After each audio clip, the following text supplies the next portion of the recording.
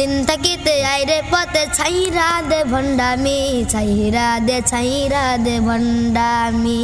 কারাগার কাটিল সে ঠাই তোমার, বহুদিন হলো পার। সামাওয়াতি ওয়াল আরদি হানিফা ওয়া মা আনা মিনাল মুশরিকিন। আসসালামু আলাইকুম রহমতুল্লাহ। প্রিয় কলিজার ভাই ও বোনেরা, আশা করি আপনারা সবাই ভালো আছেন। আজকে আমার সামনে আমার একটি খুদে বন্ধুকে দেখতে পাচ্ছেন।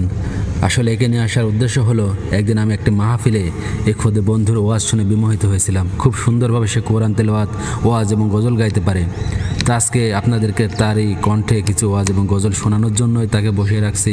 আশা করি আপনাদের সবার ভালো লাগবে। আসসালামু আলাইকুম রহমতুল্লাহ। ওয়ালাইকুম আসসালাম ওয়া রাহমাতুল্লাহি ওয়া বারাকাতুহু। আপনি কেমন আছেন? আলহামদুলিল্লাহ।